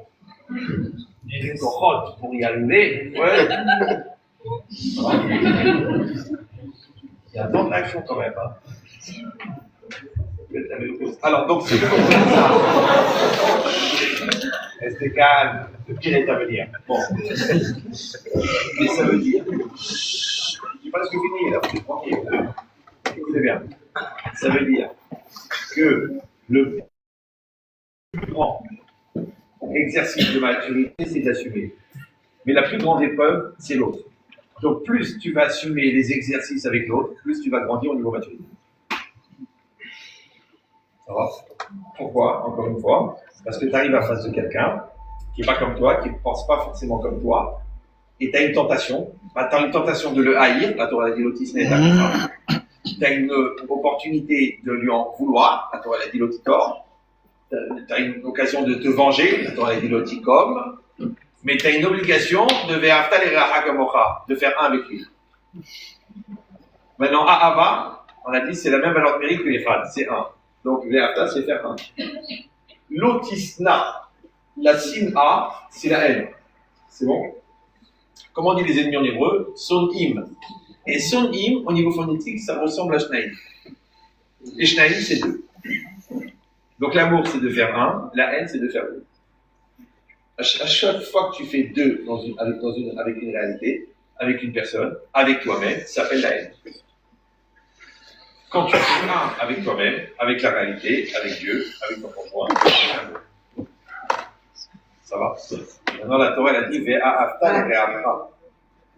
Tu dois faire un avec l'autre. Mais comment je vais faire? On est différents. Qu'est-ce que dit la Gemara dans Tuvot? L'erolam te'edato she'adam me'urevet ma'avot. Ouais, toujours, l'esprit de quelqu'un doit être mélangé. C'est quoi me'urav? Me'urav, c'est un mot bizarre. Ouais. Me'urav, ça veut dire mélanger. Ça vient de erev. Ouais. Maintenant, me'urav, ça veut dire mélanger. Mais Arev, ça veut dire doux. On dit dans les Birkat Torah, Arev na. On prie Hachem qui rende la Torah douce. Mais Arev, c'est aussi le garant, c'est aussi le responsable. Et Rev, c'est la veille. Dis-moi, cette racine-là, Arev Rejvet, elle a combien de sens? Je vais essayer d'accorder tous les violons. C'est qu'en vérité, pour réussir à être Arev, doux avec tout le monde, il faut accepter d'être méourav, de se mélanger, d'accord? Et pour y arriver, c'est pas juste une nature, c'est un effort. Et cet effort, c'est parce que tu as pris la responsabilité de te mélanger afin d'être adapté et sociable avec l'autre. Vous avez compris? Donc les trois mots, ils se rejoignent. Ça veut dire quoi? Ça veut dire de s'adapter. C'est un travail. Quand je vois, par exemple, je finis la conférence, j'ai fait une conférence. Bon, il vient à la fin. Bon, le Raham, il vient, il dit, excusez-moi, Rav, mais dans le Bach Hadithrak, il y a une sira par rapport à ce que vous dites et tout. Ok, je lui réponds. Après, le deuxième, il vient, il dit, écoutez, quelle est la symbolique du verre chez Chagall? Ok, alors, quel rapport? Oui, mais c'est une question de travail. À mon avis, il n'y a pas que ça qui travaille. Après, le troisième, il vient, il dit, vous êtes le Tlemcen. Tlemcen, c'est ça. Je t'avais dit, c'est les bouchers de Tlemcen, ils s'appellent Ben Shekli. Non, je suis pour le méchant. Oui, il est de Tlemcen, en plus, il est sourd. Ouais. Bon. Et après, le quatrième, il a dit, vous êtes bélier. J'en suis sûr. Tu dis, mais à qui j'ai fait? Maintenant, toi, tu dois t'adapter à chaque personne. Ouais. Celui-là, il vient, télo, la physique quantique, tu lui réponds. Après, l'autre, il vient, il dit, non, le Maharal de Prague, il en inspire avec le Tanya. Ok, tu lui réponds. Tu dois t'adapter à chacun. Si toi, tu dis, non, moi, je suis comme je suis, moi. Moi, je suis inadaptable. Moi, je suis une prise femelle. Il n'y a pas de prise mâle. Il n'y a pas. Ouais. Tu vas avoir des problèmes dans ta vie. Parce que tu vas passer ta vie à contredire dans l'espoir de penser que ta contradiction est une forme de personnalité. Alors que tu es juste un gars qui est rempli de contradictions. C'est pas grave. Tu penses une chose, l'autre il n'est pas d'accord. S'il a des meilleurs arguments que toi, eh ben il est convaincu. Donc il est convaincant. Maintenant, s'il arrive à te convaincre, tu dois accepter de te remettre en cause. La femme et le mari, ils sont pas les mêmes. Ouais. Donc pourquoi on épouse une femme? Pourquoi on épouse un mari? Parce qu'aujourd'hui, ils veulent épouser des gens du même sexe pour faciliter les choses. Ouais. Mais ça facilite rien du tout. Au contraire, ça complique. C'est en pax avec le diable. Ouais. Non, en vérité, il va falloir faire un travail. Alors vous êtes au courant que le fœtus au départ, il est masculin, féminin. Vous savez ça, non? Non plus. Et alors, le bon Dieu, dans son immense diversité, il aurait pu faire des fœtus féminins et des fœtus masculins. Pourquoi il a fait des fœtus masculins-féminins qui ensuite deviennent des hommes, donc majorité masculin, ou alors des femmes, majorité féminin? C'est quand même bizarre, hein? Et en plus que l'homme, comme il a été éduqué au masculin, quelque part, il est atrophié au niveau féminin. Et la femme, comme elle a été éduquée au féminin, elle est atrophiée au niveau masculin. Vous suivez ou non? Alors qu'est-ce qui se passe? L'homme, il est plus une femme. La femme, elle est plus un mari. Alors qu'est-ce qu'il veut le mari? Il veut faire plaisir à sa femme. La femme, qu'est-ce qu'elle veut? Faire plaisir à son mari. Mais non. Comment je vais faire plaisir à quelqu'un à qui je ressemble pas? C'est impossible. Donc, je vais faire un Ve'ahavta. Et là, je vais lui ressembler. Maintenant, en essayant de ressembler à ta femme, tu vas lui apporter ce qu'elle a besoin. Et bien, en même temps, tu vas compléter ta silhouette psychologique qui a été éduquée au masculin et atrophiée au féminin. Donc, oui ou non? Et toi, en tant que femme, tu as été éduquée au masculin, au féminin, donc tu es atrophiée au niveau du masculin. Donc, quand tu vas tout faire pour faire le plaisir de ton mari, bah, tu vas développer le côté masculin, ce qui fait que tu vas compléter ta silhouette psychologique. Non, c'est sympa, il y a mieux encore. C'est qu'après l'enfant, il va avoir un père et une mère. Maintenant, le père, il est masculin, la mère est féminin. Non, pas forcément. Souvent, le père, comme il est patron, il fait le père toute la journée au travail, du coup, à la maison, qu'est-ce qu'il fait? Il fait l'enfant. Du coup, la mère, pour compenser, l'autre obligé de faire le père. Donc, ça fait une mère-père et un père-mère. Les deux font la paire. On imagine que C'est l'enfant qui perd. le père, il est écologiste et que la mère est communiste. Ça fait un pervers et une mère rouge.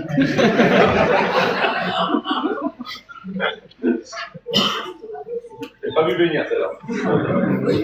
Ça vient de me fatiguer. Je comprends pas, c'est moi qui vote, c'est vous qui c'est bien ce que je dis. Ça veut dire que l'école de la vie, c'est l'autre.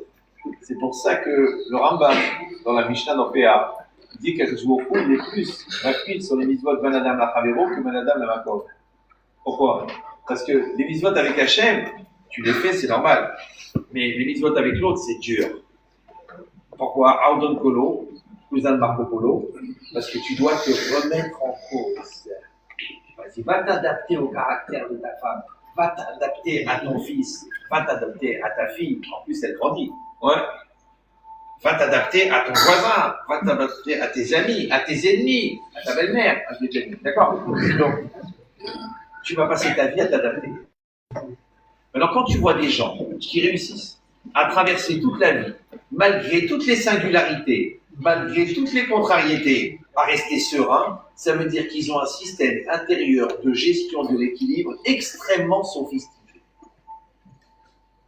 Alors que les trois quarts des gens, qu'est-ce qu'ils font? Eh bien, ils s'énervent, eh bien, ils se stressent, eh bien, ils s'angoissent, eh bien, ils se vexent, et puis ils sont susceptibles, et puis ça leur plaira, et puis ils sont contrariés, et puis ils le vivent très mal, et puis ils prennent des cachets, et puis il est en thérapie, et puis jamais il n'obéira, et c'est trop dur, et c'est difficile, et à quoi ça sert? Où il était le bon Dieu? J'entends ça toute la journée. Vous n'êtes pas fatigué? Vous n'avez pas envie de changer un peu de variété? Vous n'avez pas envie de vous adapter? Est-ce que tu as bien compris que c'est l'inadaptation qui crée la souffrance? Pourquoi tu souffres? Parce que tu es inadapté. Le mec qui t'a fait plaisir, dis merci. Oh, je suis obligé. Tu es inadapté. L'autre, il t'a planté, dis merci. Là, comment je vais faire? L'autre, il est d'accord. C'est bien. Eh bien, l'autre, il n'est pas d'accord. Voilà, c'est bien. Tu as compris jusqu'à deux. Toi, la cavote. Ça s'appelle le pluriel. Eh bien, oui, la pensée, elle est plurielle. Enfin, l'autre, il est Hassid, et l'autre, il est Yeshiva, et l'autre, il est Chabad, et l'autre, il est Breslev, et l'autre, il est Goy. Tu t'adaptes. C'est pas grave, tu l'écoutes. Oui, bonjour, ouais, ça va. Il faut grandir, les gars. Ouais, toute la vie, c'est ça. Parce que les Arbabanim de la Gada, c'est les 4 types d'hommes que tu vas rencontrer dans ta vie. Oui, mais aussi, c'est les 4 hommes que tu vas être dans ta vie. Parce que toi aussi, des fois, t'es des fois, t'es rachat. Hein. Ouais, c'est religieux, c'est religieux. On pas des religieux, toi. Ah oui, c'est vrai. C'est comme toujours. C'est que toute notre vie, en vérité, ça va être d'assumer ou de ne pas assumer. Et dans la capacité d'assumer, de se remettre en cause ou de ne pas se remettre en cause. C'est pour ça que dans une voiture, il y a la direction, il y a un moteur, bien sûr, il y a la direction qui est très importante. mais rester sur la route et de prendre le virage, mais il y a aussi les amortisseurs. Parce que si tu n'as pas les amortisseurs, papa, dans le virage à 100 à l'heure, force centrifuge, hop, chiffre à l'eau, il est parti. Et oui, nous assistons à l'enterrement de Maurice. Il n'a pas voulu des amortisseurs dans sa voiture. Maintenant, la direction, c'est quoi? C'est la structure mentale, c'est la manière de penser, c'est la pensée droite. Ouais. Et c'est quoi les amortisseurs? C'est les midotes. Si tu n'as pas de midote, baba, si tu n'as pas d'amortisseur, tu vas casser la direction, tu vas casser ta voiture, tu vas casser ton dos, tu vas casser ton couple, tu vas casser tes enfants. Parce que tu n'as pas d'amortisseur. Alors, qu'est-ce qui fait l'amortisseur? Quand la route elle est droite, l'amortisseur il est là. Ouais. Et quand il y a une bosse, eh ben, l'amortisseur il est là. Et quand il y a un feu, l'amortisseur il est là. Eh oui, tu amortis. Faut amortir. Si tu dis non, je ne bouge pas, je suis comme je suis, c'est très dangereux. Si vous avez fait un petit peu des sports de combat, oui, non, non plus. Quand le mec il met le coup de poing, si tu te bloques, tu sais ce qui se passe? L'onde de choc elle rentre à l'intérieur et t'éclate la masse. Donc il faut que tu détends le dos et les muscles et tu accompagnes en retenant, mais tu l'accompagnes. Sinon on va t'éclater. Rappelez-vous la différence entre la boxe et les arts martiaux. La boxe, le mec, il pèse déjà 130 kg, pas lourd. Il a une force de 280 kg point gauche. Plus son poids, plus l'élan, il va te fracasser, il va te compresser les molécules sur la gueule. Ouais. Mais les arts martiaux, ça n'a rien à voir. Le mec, il se concentre, il va chercher la force très loin à l'intérieur. Ouais. Il fait son petit... Hop, et après il fait... Écoute bien ce que je te dis. Il s'arrête avant la peau. Mais l'onde de choc derrière, elle explose l'estomac. Alors qu'il n'a même pas touché le verre. Donc ça veut dire que les arts martiaux, c'est la continuité de la force de l'esprit. Et ça, c'est Amadim Yaakov. Et la boxe, c'est la force de Esav. C'est la force brute. C'est la force physique. Ouais. Et c'est l'éternel combat, en fait, entre les midotes et l'animal. Est-ce que tu vas être un animal? Tu vas être un Ben Adam. Et dans la logique, ici, la Torah, elle a dit. C'est ça, Okia, Sokia. Okia, Sokia, ça veut dire que je vais aider l'autre. Parce qu'on n'est pas là pour faire des réprimandes, pour casser sur la tête de l'autre, pour se servir de la Torah comme un marteau doré pour des raches, ou shrat, les vélas. Non. Vous savez que les 3/4 des gens qui font des avérotes, qui font des fautes, sont des ignorants. Ils ne savent pas. Et s'ils savent, ils ne sont pas sensibles. Et s'ils sont sensibles, ils n'ont pas intégré la chose. 10 ans d'Yeshiva, il n'est pas devenu Bachour. Qu'est-ce que je te dis? Donc, quand Christine avait dit, écoute, ça va être compliqué Shabbat, elle dit, ok, moi je t'aime, c'est normal. Vous voulez passer les Yeshiva? Shifra. Parce qu'il a fait 10 ans d'Yeshiva, il n'est pas devenu Bachour Yeshiva. Je suis sûr, non? Quand il avait 10 ans de droit, il est devenu un escroc. Alors, quand il avait froid, il s'est mis dans les pompes à chaleur. L'autre, il veut toute la France tombe dans le panneau. Il a manqué d'oxygène, paf, il a fait du CO2. Peut-être c'est pas chou. Que toute la vie, c'est une série d'opportunités. Et où tu vas tirer le meilleur. Et comment tu le sais? Parce que tu changes. Vous savez comment on fait pour les mariés? Parce qu'on change pour l'autre. On dit, on reste ensemble, on s'aime, on a des sentiments. Je te dis, les 3/4 des gens, ils s'aiment. C'est rare les gens qui s'aiment. Ou alors ils s'aiment. C'est ça qu'au bout d'un moment, ils ont une scène. Même qui attendent les sommettes du sème. Il y a même un art, ça s'appelle l'art sème. Non, tu changes pour l'autre. Comment tu sais que tu es religieux? Parce que tu changes pour la Torah. Si tu ne changes pas, tu n'es pas religieux. Tu es traditionnaliste. Tu appelles des juifs qui font des avérotes par tradition depuis des générations. Comment tu sais que tu es un étudiant? Parce que tu réfléchis. Comment tu sais que tu es un talmid chacham? Parce que tu te casses la tête, tu essaies de comprendre, tu vas approfondir. Comment tu sais que tu as Yirat Shamayim? Parce que tu apprends les halachot. Comme ça dit le Chazon Ish. Non, mais j'ai la chambre, regardez, j'ai une super coupe à noir, et je m'entraîne devant la glace. Au Hachem, le curé fait pareil. Ah oui, mais tu aurais pu être curé. Comme ça, c'est pas shoot. Ouais, que tu n'évolues, que tu sais que tu es en train d'évoluer parce que tu changes. Je vais terminer avec un exemple, vous allez tout comprendre. Vous prenez de la farine et de l'eau. La farine est très sèche. Est-ce que vous avez déjà pris une cuillère de farine à jeun? Ça s'appelle une crise d'asthme. L'eau est très humide. Je ne sais pas si il y a des gens qui ont fait de la biologie là, mais le taux d'humidité de l'eau est le plus élevé. Donc l'eau est très humide et la farine est très sèche. Bizarrement, l'homme ressemble à la farine, parce que c'est lui qui détient le lait. La femme ressemble à l'eau, parce qu'elle prend la forme de la jupe, de la bouteille, et c'est le liant. Tu mets de l'eau dans la terre, ça fait de la boue, tu la mets dans du ciment, ça fait du béton, tu la mets. Bon, t'as compris. Bon. Donc, par contre, la farine, elle est faite de particules séparées. Quand elle est dans un sac, un cadre bien cadré, ça va. Tu ouvres le sac, tu souffles, c'est parti. L'homme, il est fort à court terme. Tu casses un mur avec ton sac de farine. Et la femme, elle est forte à long terme. C'est pour ça qu'on est sorti d'Égypte par le scoop des femmes. Donc ça veut dire quoi? C'est que l'homme et la farine, l'homme et la femme ne se ressemblent pas. La farine et l'eau ne se ressemblent pas. Et pourtant, quand on mélange la farine et l'eau, qu'est-ce que ça fait? De la pâte? Pas du tout. Ça fait de la flalala. C'est vrai. Tu mets de la farine, tu mets de l'eau, tu regardes. Tu vas manger ça, toi. Essaye de le mettre au four. Non, il faut pétrir, baba. Il faut pétrir. Tu sais ce qui se passe quand tu pétris? Écoute bien. L'eau, elle disparaît dans la farine, et la farine, elle disparaît dans l'eau. Parce que l'eau, elle s'est transformée pour la pâte, et la farine, elle s'est transformée pour la pâte.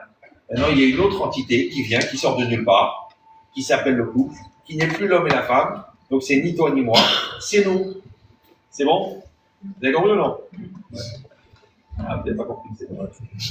Non, vous avez compris ce que j'ai dit. Vous n'avez pas compris ce que je voulais dire. Vous avez déjà écouté les cours 50 fois, c'est normal. Ok, je pense qu'elle a écouté les cours avant que je commence à donner des cours.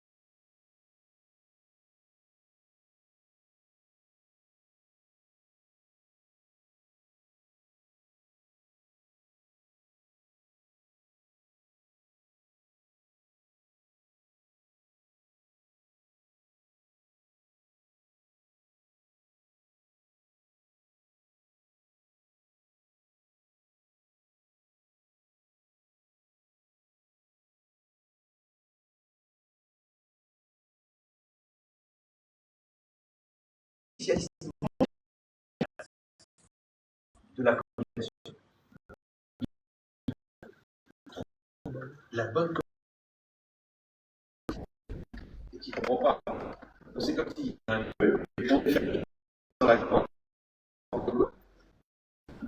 en botanique, ça s'appelle un séquoia, et en français, pointé. Donc, il se coince de plus. Alors, j'ai. En réalité, c'est ce que je veux faire passer un message. J'ai une réaction. Ok, maintenant le message, c'est quoi? C'est comme dans le médicament. C'est 2% de principe actif. Ouais, dans le médicament, il y a 98% d'excipients, du sucre et de l'amidon. Donc j'ai compris qu'il fallait 98% de compléments et Chita du entrée, ça fait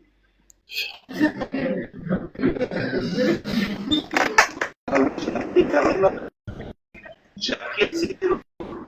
J'ai appris à faire de l'espace. J'ai appris à respecter. J'ai appris à aimer. J'ai appris. Bah, elle avait pas développé. Moi, j'ai le développement.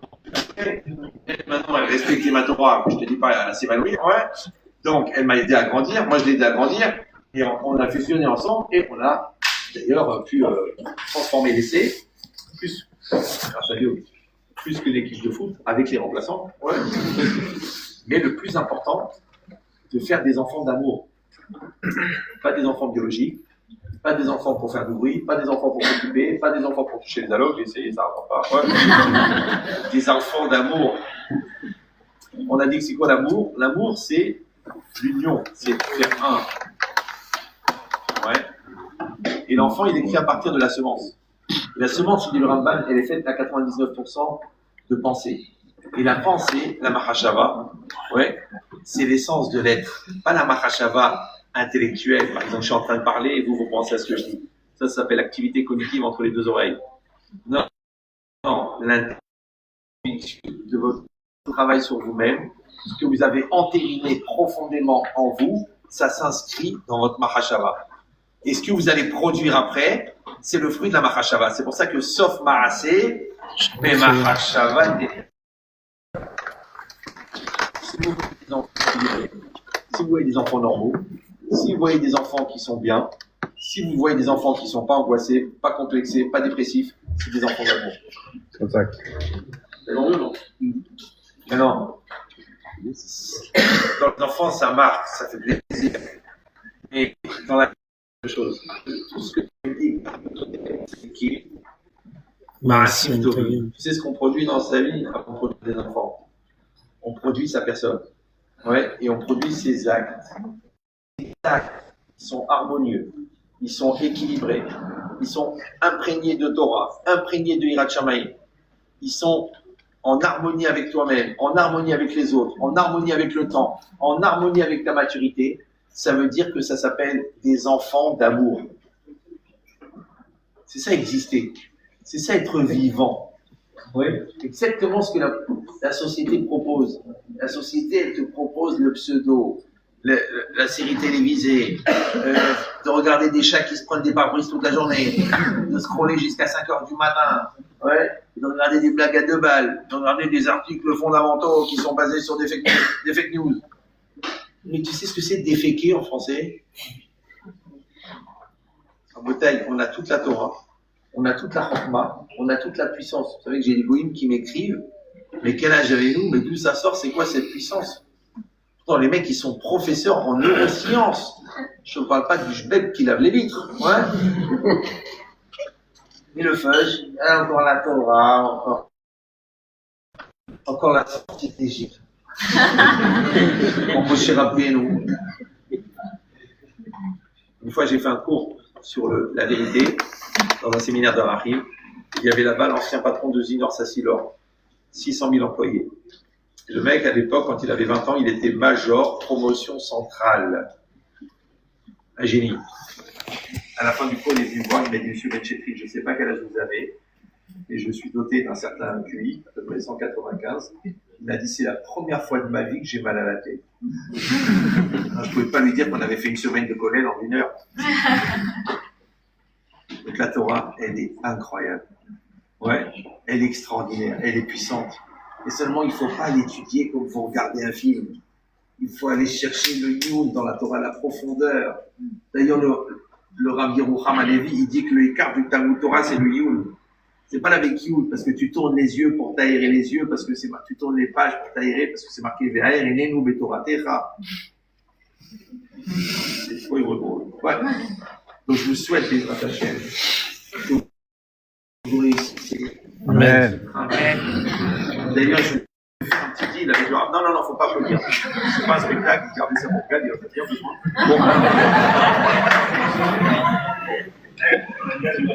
Alors, j'ai 2 choses à vous dire. Premièrement, le Rav, il est là. Il a fait l'effort d'organiser et de payer, parce que c'est pas gratuit. Ouais. Moi, je pense que c'est pas assez cher, mais bon. Mais la meilleure récompense. Moi, je m'appelle Yehia Metchetri. D'accord? Moi, j'ai 65 ans. Ça fait plus de 40 ans que j'enseigne. La Gemara dit, celui qui ramène un juif à la Teshuvah, sa prière est entendue. Donc, comme j'en suis à peu près à 30 000, non, j'exagère pas. Hein. Je prends l'avion et là, j'ai la moitié de l'avion qui vient me dire, j'étais à votre cours du mardi. Bon. Je marche avec vegan, je pars à 7h du matin, je reviens à midi. Ma femme me dit, mais qu'est-ce que t'as foutu? Je dis, je sais pas, tous les 3 mètres, il y a un élève. Bon. Je dis, voilà, je suis là, je suis vivant, au Hachem. Celui qui s'engage 1 heure de Torah par semaine, 1 heure où il va à la prière Betsibo, 1 heure de 6 minutes, 1 heure sans la Shonara, ouais. C'est dur. Mais encore le mieux, 1 heure d'étude de la Torah, avec le Rav, avec quelqu'un d'autre. Celui qui s'engage 1 heure, je fais une bracha, Mishébera. Alors je lui dis tout de suite, dimanche prochain c'est mon gala. À mon gala, le Mishébera c'est 4000 euros. Donc là, si vous êtes une certaine ville du Maroc, vous faites une affaire, d'accord? Donc je demande, qui c'est qui s'engage 1 heure par semaine? Je sais ce que vous allez dire, vaut mieux ne pas s'engager que de ne pas accomplir. Tous les glandeurs ils disent ça. Ouais. C'est comme les radins, ils disent c'est l'intention qui compte. Alors la Gemara dans les Nédarim m'a dit que les vœux que tu fais pour l'étude de la Torah, même si tu les accomplis pas, c'est pas grave parce que c'est pour t'encourager à faire. Donc qui c'est qui lève la main pour 1 heure de Torah par semaine? Normalement c'est 8 heures par jour. 1 heure, il y a que les femmes qui lèvent la main. C'est un sacré truc par jour. 1 heure, 8 heures par semaine. 1 heure de plus que ce que vous faites. 1 heure.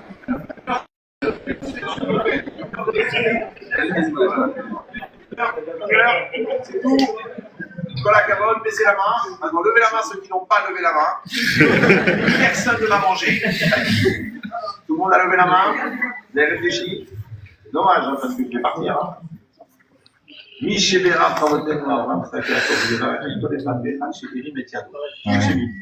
celui qui a levé la main, qui a fait sur lui, une heure de Torah, 1 heure de Sion, 1 heure de Tfila, 1 heure de TI, et qu'Hachem vous donne l'Atzlacha dans tout ce que vous faites, comme les Kodesh, les Moudéchol, dans tous vos examens, et que vous évoluez en dépassant les Yetzirara, et que vous rencontrez la bonne personne au bon moment, sans problème de verrou, de mamzerou, de tralouédou, qui se passe dans la cache-route et dans la yache-route, avec la bracha.